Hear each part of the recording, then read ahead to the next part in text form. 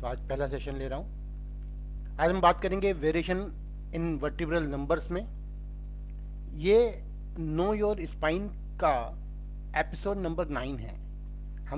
हम अपनी स्पाइन के बारे में बात कर रहे हैं और इसका हम एपिसोड नंबर 9 पे हैं। हमें अपने वेरिएशन इन वर्टिब्रल नंबर के बारे में आज हमें बात करनी है।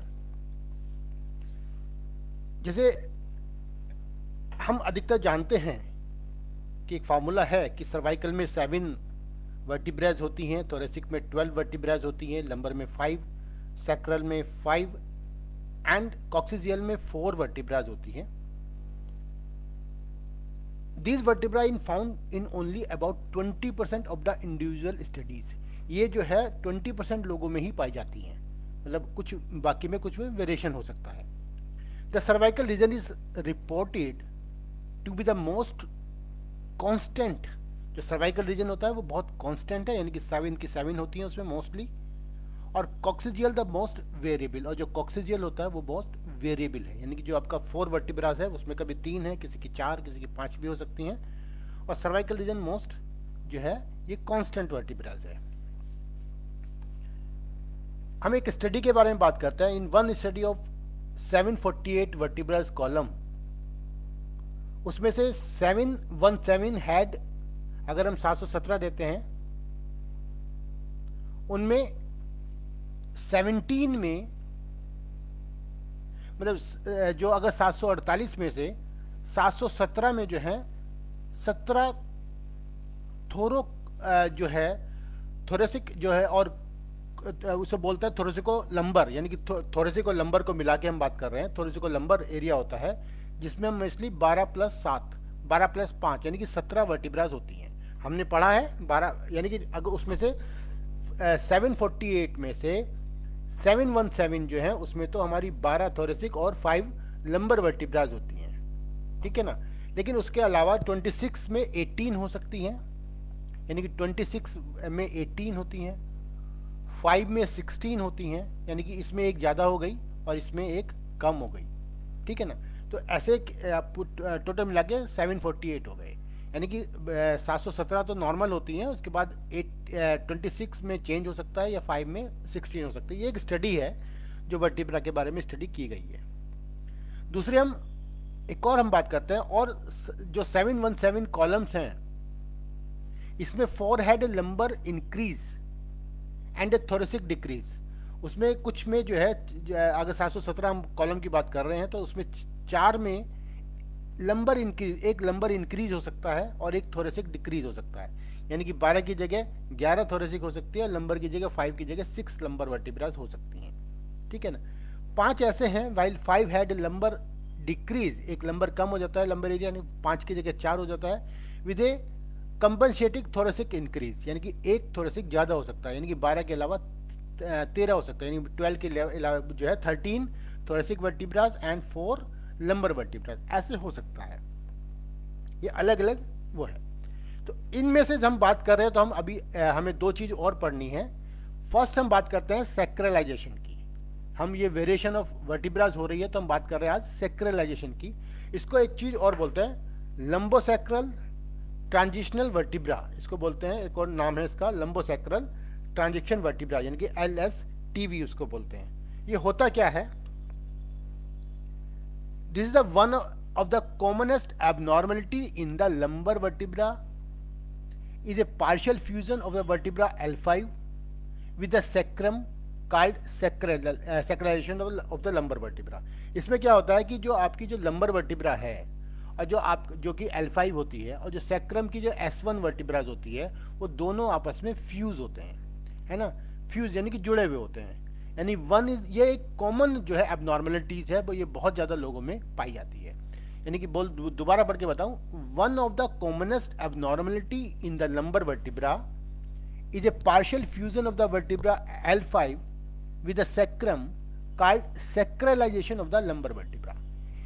ये जो है कंजेनाइटल एबनॉर्मलिटीज है, यानी कि सैक्रलाइजेशन ऑफ द L5 और sacralization of the 5th lumbar vertebra is a congenital anomalities. ये कंजेनाइटल जो डिफेक्ट है, यानी कि जो बर्थ के समय हमें हुआ है। That occurs in the embryo, जो कि एम्ब्रियो के अंदर ही हो जाता है। हमने बात करी थी कि जो सब वर्टिब्राज जो है वो अलग अलग होते हैं फोर्थ मंथ के लगभग, यानी कि फोर्थ न्यूरल जो ट्यूब होती है उसमें फोर्थ मंथ के लगभग वो अलग अलग होती है। तो ये जो सैक्रम अलग नहीं हो पाया है, ये फ्यूज रह गया है ना।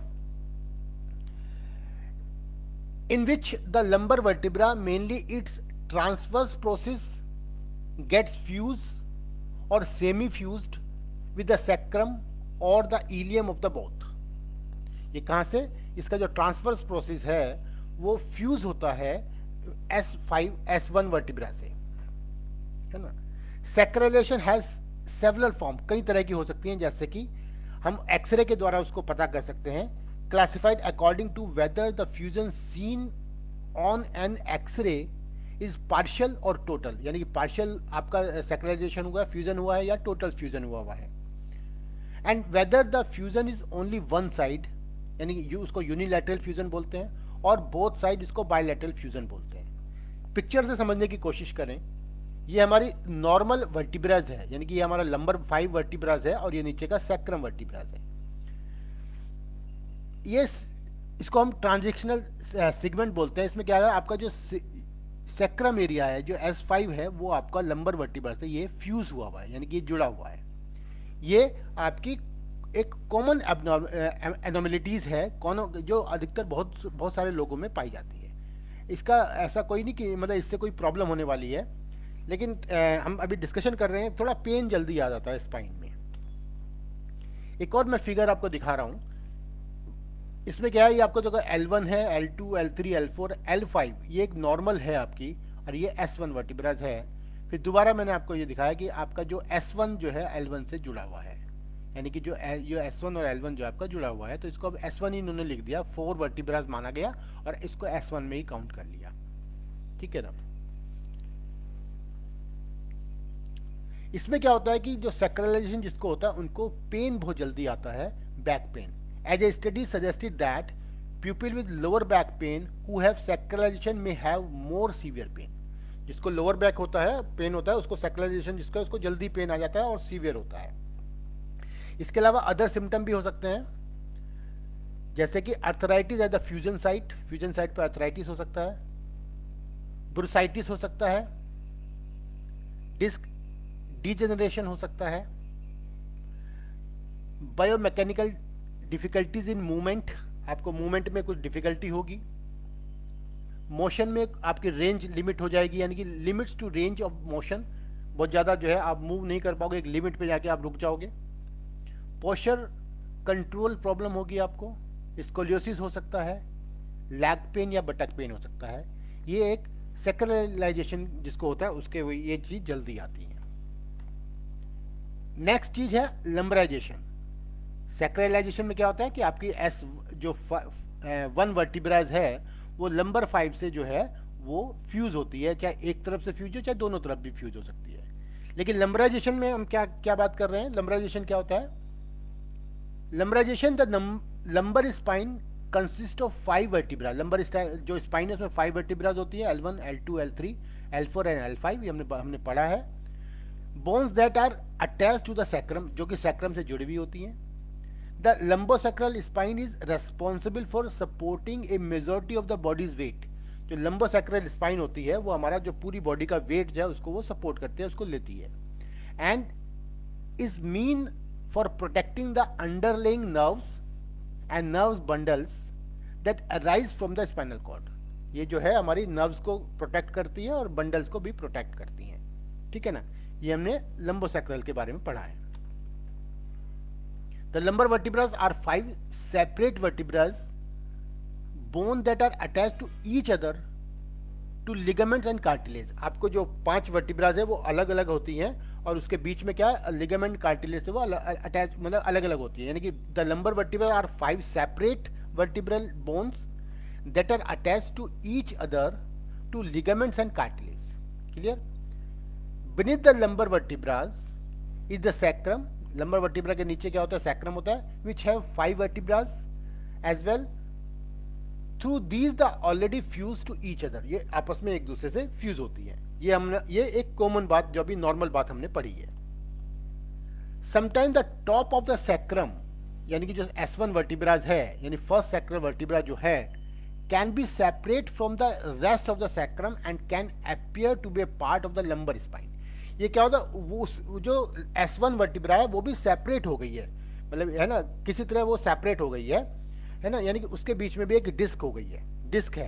यानी कि हम दोबारा बात करते हैं, sometime the top of the sacrum that is S1 यानी first sacral vertebra can be separate, ये जुड़ी हुई फ्यूज नहीं है, वो सेपरेट है from the rest of the sacrum and can appear to be a part of the lumbar spine, और वो ऐसे ऐसे हो जाती है जैसे जैसे लंबर स्पाइन का ही एक पार्ट है।